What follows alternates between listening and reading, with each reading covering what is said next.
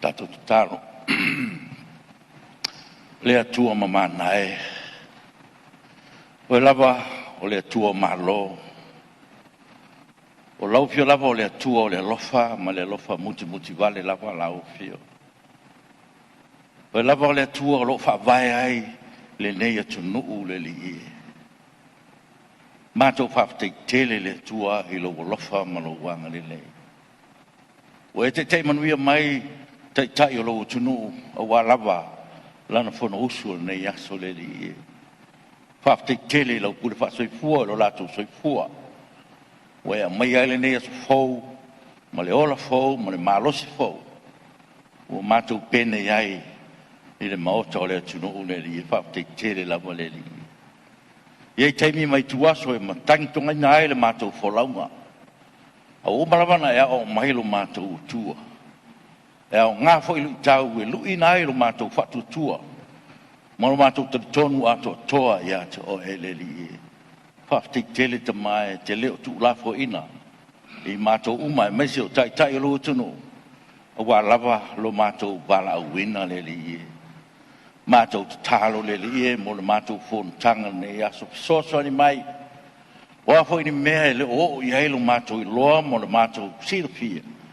A se me maua ele to malie ma to file mu ele ngata le parlemene o se mato tunu le li e o mato talo le lingi mai ma e so ni mai ia to ia te tai o lo tunu i lo fina ngalo ma lo lava mal lama ni fa pena no mato lo ngona ina lo awa mai ma lo so ni mai ia fo lau pea lau parlemene ala ia na fe la fo inga le li te mai le ia so mato malos na o lau fio lava pe so ni mai fa tonu mai wa fo ni me wa e sila mai wa le o tarfe ngai lau sila fanga pa ia pe so ni mai ma fa la i au mai pe lo to malie mo lo to file mu te tai ro tunu ia wa lava le fa tino ina o mato wala wina le li ia fa manuia le tapo inga si o mato tunu mai lava le ao ma lo na i tamam tina ma tua se o lava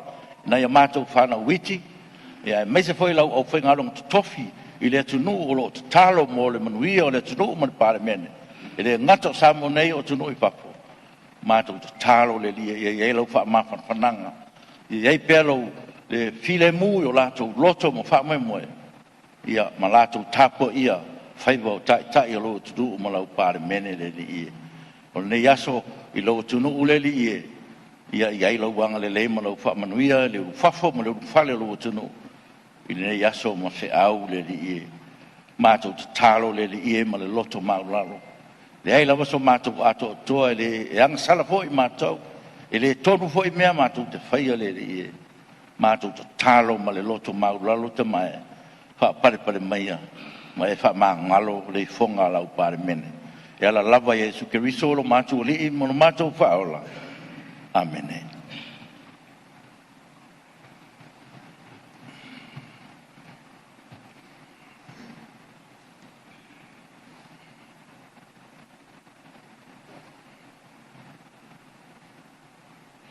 half time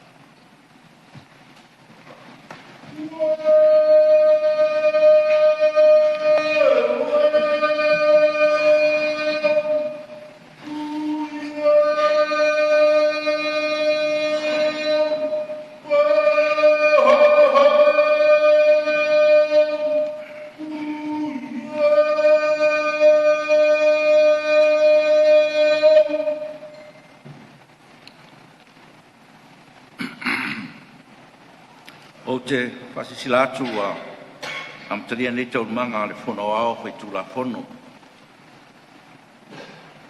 o lava na e fo ina vai puna ma le alia o lava na mamate vai tafe te tele lo ia te oele ao lo ia te oele po o lava na e saumia le malama ma le la a o mana tua le atua o te atu wale ai. A o mafau fau o te loto vai ai. Lo e ta fia o mata ina ia lefia moe o watu o tu wale o te lempa iai o tu tala. le au lava le malosi ma le mawalunga o se olo o se funga lava o tia ma le sau se tia ai le la au ana lese noa le lofo le tua le ai stato malosi te atua i po ngal sabalinga wanga le le tua le tai au o ia fa pale lava yo tato manatu fa mo mo e per ona lava lofa au le olona to sa le ola fo ma le malosi fo o ia fa la e ai lo tato wala wina i le nei aso fo o te ofo lofa fa talo fa tuai tulanga lo ia i le pa ia o le palemene te vai atu sa e le avea o le fono usu tu maua le tunu o maunga lava ma tolo tolo feitawina e pale fea ngai ma le tausinga tu mua ma pule o fa ma lor soi pua manuia ma le langi mama o tato fe sangsangia i le ori o waile tu le moe e le moe lava o ia le tua lo fa vai e sa moa ma le nei palemene o ia o tato tofi i le nuu o tangata ola o te ofo lofa fa ta lofa fo i pa ia o tato mota a fio mai sui mtanga ruenga fa la tong tu mota el malo e nane el mamalu niso le tunu o tato o patasi i le nei tai au ma lor se fu mnuia fa ta lofa fo i sila fa fon tapo e mai sa moa le ngata sa mo nei e fa pe fo i so se tafa le lo langi yo tu langa fa lupe ina fa ma lor fo lau ma lor se fu manuia ma le langi mama tapo i meia ma le manuia le faiva us nga fo de fia le tunu nei tai au na sta tau le mau le fon talai e na spa mo moe tau pale le mtangi pe au noa ma le mana lo na nga pa ia yo tato fa pale ai mo fe mul wa i le me tonu e la o ai le liu tato va ne yaso lo tapo ia le tunu o tato faiva o le manuia foi le nā mo tato fa tamaso ali inga ia tu tau mua i tai so le tua nei aso tato te tapa au iai pe amo o mia se soani ia fa manuia le tua i sunga pono uma le tunu fa to fa mai le langi so to fina ngalo e foi ai a tato tau manga manuia tele le tapo e mai sa moa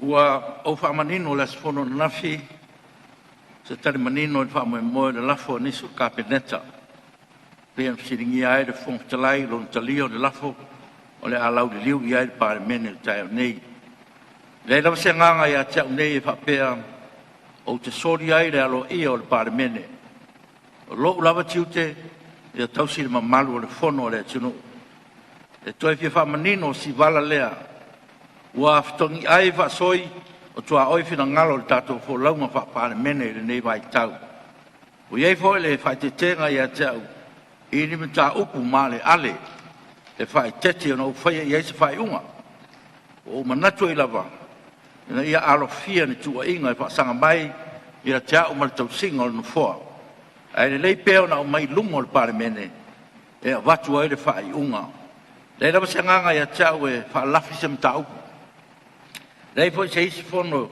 e siri atu i nei o le pale mene lava te tau no whaia le tari o mta upu o mai mo sona fina ngalo sa no menino te tai il malo le son nafi tato wo tala no mo le lafo ai fa sol muni ngal buenga le malo o no manatu lea e leo to siri se isi langona o leo fina ngalo mali te tai il malo e tala no le lafo o ni sau noanga foi nafi wa tu i ai la te inga o te fa maru wat le se nganga fa penal fong talai lo manino lava tato mtafa yoi fa su fono e so ai mtafa yoi al pale mene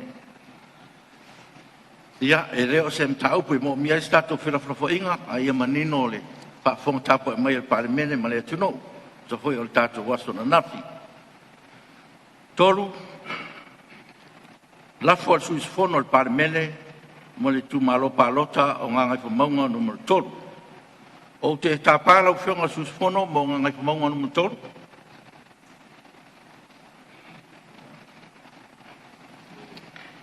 3 aftai la o fionga ile pong fitalai mo lo wa banoa lea ua maea ona e tatala le langi. Ma tātou whanono manu mo tātou valvalusia. E finangalo alofa o le atua. E fio mailo na mana e ta iala mo tātou le so. Le foi ua maea ona e whapae. E pa ia ma le mamalu o Samoa i ona tulanga whalupeina. Le mamalu o le nei pā le mene ma le whono usu. Ai mai se le tāpua inga Samoa lo tāpua i ma pō mai le whala. Ma ula le ula le nei tai au na manatu lea. Pala le to si i se matala langa. O le ua e mai o na fofola. Sa fia finga o le tai au ma le aso. E mai pēa le atua e taimua mo tātou uma. Kai o tu lai le ava ma le wharo tele, tu sai, mai a ingo tu la fono tu mau. Ulo iai se matau puta ua o te fia tu inatu alo ia, i se lafo i te tonu o le pālemeni. Pei on whamawina le pepa o ngā ruenga na nafi, ma le tai au le nei. Mor siri fia, ko i le nei maota ua mai au no tu inatu. I le fionga le whongwhitala, i le lafo. Mor whaitawina tu sai, ma ia ingo tu la fona tu mau, tolu su tolu. Pui tolu. Marengang wha loalo lau whiong. O te whaftai atu le sui malu mo le whamanino na taupu, e mo le silfia e parmene, o tauri maina le whamtalanga tu sia o le lafo, e pēna sa noa ana i aere sui whono mo ngā ngai whamaunga no mele tonu. Ua manino le whamtalanga le whamtalai le asfono nafi, e le mafuanga na o tu ina mai aere lafo, e mo se whai unga le parmene peitai. O ta oto sauranga te te malova pel te te le tuangai le aso lava nafi va pea. E le leo na tangfia mo mua le lafo na i lor wha awau ngā ruenga al parmene. Ai o lo wha malu mai le lafo lava le nei. O lea o le a wha awau ai le nem ta upu. Tu sai mai a ingo tu lafon tu mau mai pe foi. O na tolo pō mai el tato fono le aso nafi. O lo manino ai a ingo wha vae. I lo na ta upu tosu tolu. Pui lua, pui pi, ma o lo o muni ta ia. E le lafo ina ua whaalia manino mai ai upu, le whaatuatuaina o le kapeneta. Taruai o le aunga o saunoanga nafi, ua whaatawina fo i le lafo ina ia tala noina, o se tasi o mta upu o tala whea ngai, e tusa o le whaavae ma tu la fono tu mau. Whatatia le lafo, lauloa fono. Right. Ia, tu le mai lau whenga, tu mai tei pāne. Whafstai tele mo le forsanga manino le nei tai au whangasoronga le tātou ngā ruenga. O le mata upu o le lafo ua tūlai mai ai sui o ngā ngai whamaunga numeri tōru, lau whionga le whongwhitalai. E fia malamalama i le whangasoronga o le a tātou wā ngā ia tu iai. O le tūranga mua, sa iai le whaitau i lau saunoanga nafi, e mai ni tā upuri nei i le mauta, e whai atu ai se whai unga. Mo ala o mea process, lau whionga i le whongwhitalai, e whaafsiri atu. Ona, o le vai aso le lai le aso lus fulli mau Februari, na whai ai le whai unga le whono le nei, i le mata uku lava le atasi o le whatuatuaina, o le kapeneta. O le whai unga o le nā mata uku, le whu upa tātou toe a ngā ia tui ai. E tōru se fulu wha, sui whai pule, o le mauta le nei, na te ena, le lafo o le sui o le pā, i le whatuatuaina, o le pālemia ma kapeneta.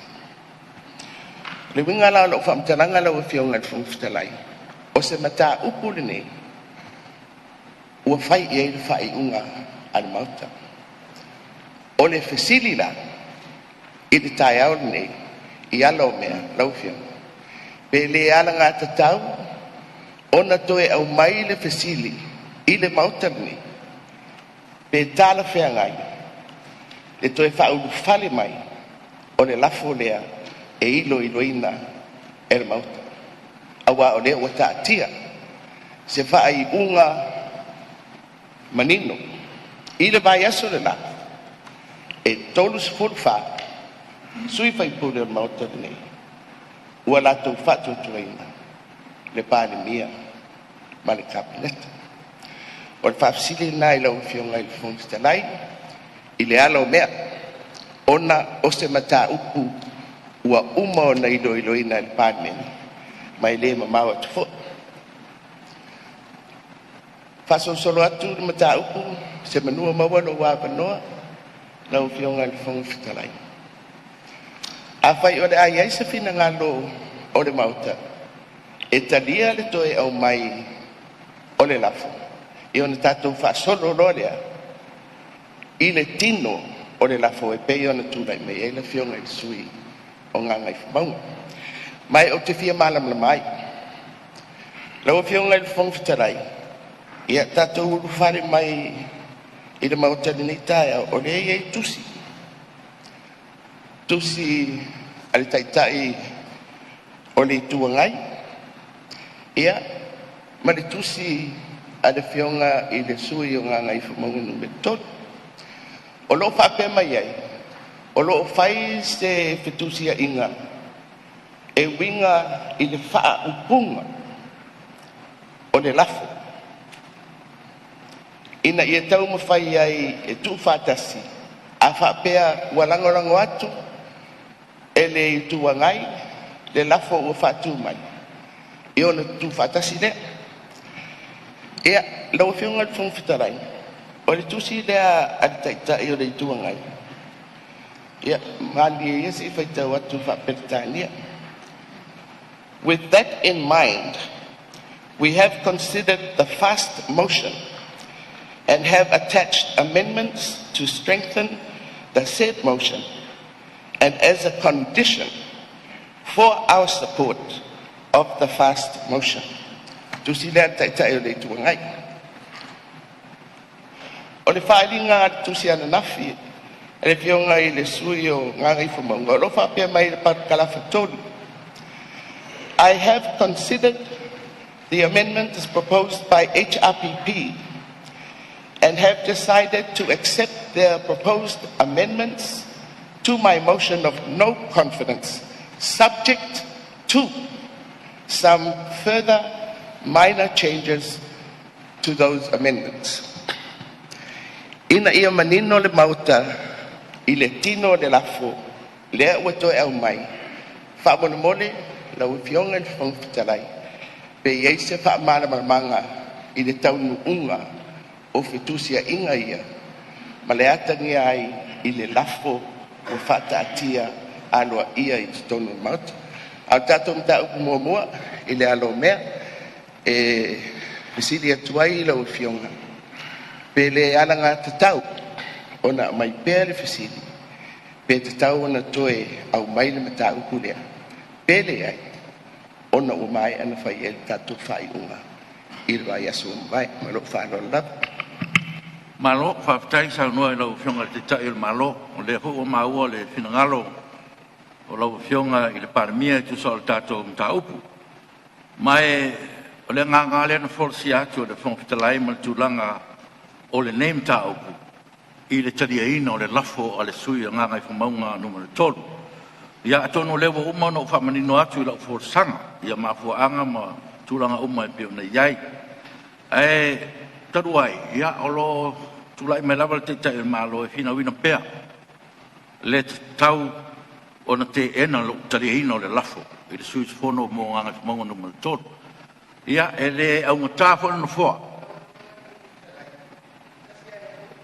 e leo le teena o le fesili i lau fioga ia lau mea pe le tatau ua le tasauno mai fai e le mauta le faaiʻuga o lea lai fesili atu i lau fioga pe le talafeagai lea mai muamua o le fesili i le mauta pe tatau ona toe au mai le lafo lea pe leai o le uiga lana o le mataupu ma le faaloa o lea ua sauni atu e vatu le fesili ae o ai teuteuga ia ma faamatalaga ia ua tuuina atu ina ia faamanino e pea le tulaga o iai le lau fioga le fogitalai te fia maua sia manoa ia tula mai le mesao leoleo ataite lea lau fioga e tulanga le langa le fionga te ta ia le tama te pa mia le fia pa ma fa ya si le na toa ila o fionga i la fa tau tato tu la fono a tu ma i mo saunga hoi lea i tono mau tai sem tau o lo iei le vanga balsu tolu a iei sem tau po umana fa iei se fa i unga ale mauta e le mawhai ona toe tango fia se ama tau ai longa e toe maalilia le mauta whatatia e se tulanga na e toe asian me umana fa i sang fa i unga pe saola fai tau atu tulanga le fio le la fa pia tu fina lo le fio ngal tai pani mia i la fai tau ia fitu aso tal wai sa fa il palo tanya o le mea tas a le o ese tangata ia o mai e tau lan to tal non mauta pe fa tati ese nan fai ungan fai vaso nen teni ai to amenta pulito man fa lo tele lo fio. Ia o te loa i tu umai e pensau no lau whionga minsta o le lava ua uman whai lo atu no fua ia mafu anga po nā le tari aile tu e tuna mai le lafo o na iei mafu anga pe o no whai loa mu atu ia au te tonua e pere au ngā leo tau noa le tamai tai paramia e le ia le vatu pere te siri le paramene pe ta lia e le paramene le tūlanga lea o lo ta lia ina o le lafo leo to e mai o le winga ngama tulanga o le ngalo le vai te palmia ia se tulai mai lo pe ngate te tu ngai ko tu le fionga ele tulai ia le to ngai le wa pa io sa mo le o mo na e fa pa iai wa i luma fo le tua le tato talo whaafitai ai on ta upulea o te fia tula i tua e lau fionga le whongtalai e whasinu tonu a ele mātou lafo to e tiu teu umavoi on la tuinatu ele mātou mātou lafo to e tiu teu Malia lau whionga te tere tua ngai. E tāua le vanga lea. Tona e se taimi o nā tato o atu le tulanga lea. E tāua le vanga lea. Ona o lea wa whaitau le tali. Ua au mai. E le pe un sauno iai le whionga i le maitai pāle mia. E iai teu teunga. Tamai teu teunga. Ala le winga la, ala teu teunga le wa mai. E wi ina whapea, o ta mai teu teunga, ala mai tau whaitau, o magwa ke leo mea wa fiai. Le la u te whapea kuai, e mātou te le talia teu teunga ia na mai. Mai, e tau hoi la wa tau li mai na la wa fionga. Ia le mātou tusi whai lo atu. E te tau o la te whaasolo muri mai tua ia le mātou teu teu o loko leo ngā tasi le mātou wha moe moe e wha maruru atu e le vai ngā tō tele o le teu teu ngā le mai le pō o le wale pō e le tāwhia ngai ma le mātou fōi vai e leo ngā tasi ma le mātou tāo whina watu o lona winga e mātou tele langolonga ina ia le lafo lea ua whatu mai la uli ma la tomana. Ia, o le mea tonu ale lau whionga te tuangai le sa tau soaswani a tuanu fua. O na le tātou te la asia le vanga tonu ai o teu teunga. O le fwoi wa o mai nei le taria ina e le lafo i tu o le swinga lea no tō tāpena ina mai. O le ala nā lena whaitua le tala mua te whai mua siri. Pe talia al parmene. Le fa moe pe na ye la so nei pele ai ia on tatu o trole ano liu o le lafo lea ia mani tau teunga ia tu langa tonu na le sa tau pe tu no fo te tu lai mai le suio va mai mo mo ton so ni tu la van tau pu le wa manino le sa no nga tai tai o malo tau fa pula pula i le nganga o le talia o le matou lafa e tatau na mai le mota le o whalongolongo le malitoa siringia fo ia lau mea ma le proceso le na tapena e lau fionga le whangtalai o le process matou te lea iaina lau fionga le whangtalai na ina le pule atoa whatuntunu fula wai e ato manatu i le lafo na mai e le itua ngai e le ifaia se process whapea na saua le lafo au mai lo tutonu e le ifesiringia fo le mota na mai lau whaatananga whaafonga whetalai na lai ona talia le lafo mtala noa e le iai fo so mato wanganga e tue whala be labi na tu tala loa lava ono le vaai tu lafono e whaatanga le taitai o le tuanga i whaisa na lafo pe a fe taui ma tu lafo o le la laua fio ngā sila mai o le lava na whaatanga le lafo le tu o le mota ma whaalu e au normal tu e fsiringi o le mota o lau pule whaitalia ma lau pule tōtasi na whaapai e me lea o le la laua fio ngal whangwhitelai o te tu atu malo fia pea i o te whtafu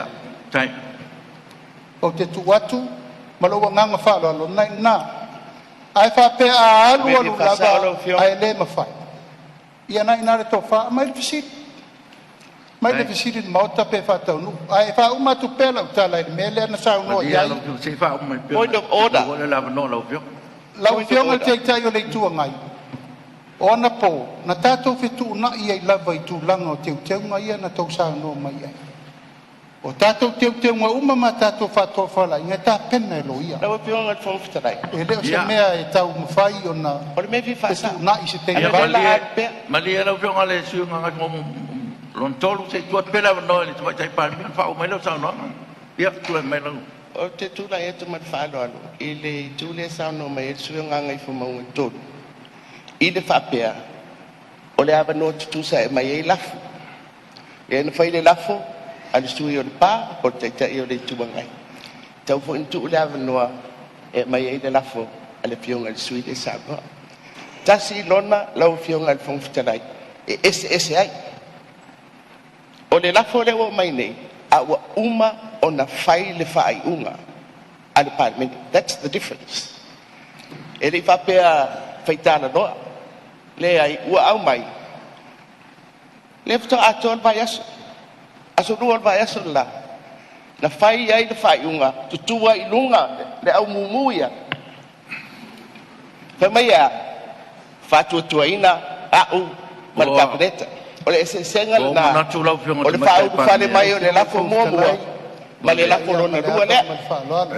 Malia ia le sui mamalu ai pa mau se pa tu tala no fo mai ia o le mele vale fina ngalo ela o fionga te tai o malo o le winga le o tria ina o le lafo po o le whatanga ina mai el fong fitalai o le isu le lewa mai le winga na o le tau fu atu no fo ia tatu wa ngai mo mo le mele ia ona to atatu o ai le swinga le pe on tu lai mai te tai le tu ngai malo fionga le sui o ngai mo ngon tolu e manatu lava te abatu mo mua le fisili le la ngole o tu lai mai le tai o malo le winga ile talia ina le fong fitalai o le toi o mai ngol lafo o le aspi ngalo le parliament ia on tatu o toi le tu langol tatu lafo o te tono le tu langa na e fengo fie po tatu ngaruenga ia on tatu fanga solo e lo lea ia wale ngang falo alo ia la te tu lai mai ngalo mau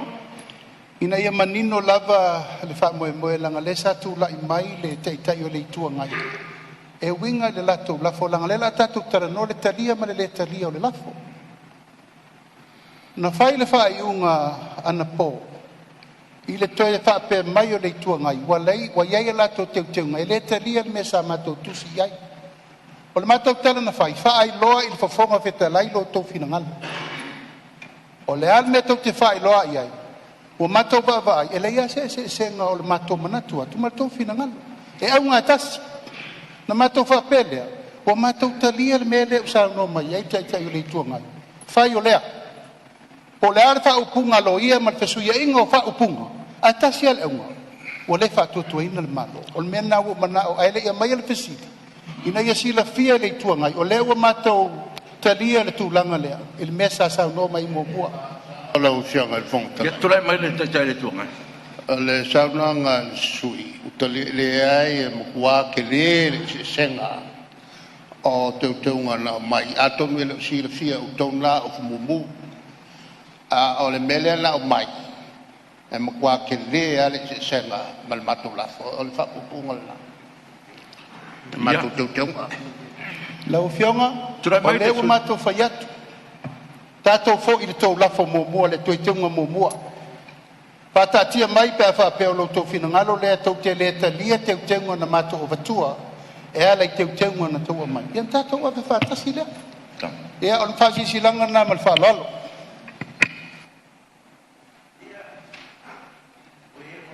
Fua. Ia wa whesese tai tātou maota o le lafo ia ma teunga ma. Ia ina ia tala whea ngai po i ma le tāpenanga po i le kāpeneta ia. Ia o se tūlanga i tau lava o na tātou baba ina ia manino. Ia tūlanga wa o nei teunga. Ia manisi fesue inga mulimuli ane. Ia ele o silfia po i le kāpeneta la tō mo la tō po i tāpenanga. Ai, wa ia ele manatu o na fua. O le a tātia le tātou fono la tātou malolo sina lua tūla. Se tā pena tātou mei e whale tonu. I ona wate fo i leo fisiri. E pe o le melan whatula i mai e le paramia. Lau whianga le whongatalai. Ia tūla i mai. Whaftai lau whianga le whongatalai mo le awanoa. O tūlai atu ma le whaaloa le tene. E tu sai o le whina ngalo le lafo le whianga le ke pule. Nanga whimonga ni maritolo. Nā ua manino lava le wholesanga le whianga le suia e winga le lafo. O nona winga la. O le teunga le ana watu e mātou. E tu sai mo le whina ngalo. Tau kai whātātia mai. A kako wō le lafo lewa. Whāta oto mai e reita pipi. Ia peo le nganga tonu na le whina ngalo le whianga le. E le suia ngangai whamonga no maritolo. Ia, matwhalo lau. O le sauno mai le taitai le tua ngai e leo talia. Peo le mafu angal na o le e tau watu i piasa tala no fua ina ia. E le ngata ina ia malama uma le maota. Ia, ina ia whawhaingo fie po le tātou ngā ruenga. Te tūlai mai. Lau whionga whongatalai. Malia lau whionga te tonga. E le tau whakuaku se mga ku. E nei lo le wha umi ate a kako malolo ia mkalkalango e wha mangingo isi mei e kua. Tūlai mai lau whionga. Minsta o ngā ruenga. Trai malo le whatotoa. O le ala tonu alean o atua i lau whionga ma le lafo le malo. E whai iei lau whai unga. Usai matu la whantu pau. A o leo tātou e vesi nei, ono wa e toi lafo mai pān, mene ana whai lava lau whai unga i le lafo leana o atua i lau whionga. Manu tātou te le vesi. Ai mānei a lau whina ngaro. Kako malo lo se dua i kūla. Ia, o ieri manatu whapena anu fua. Me le lea le tātou wanga i tātou ngā ruenga.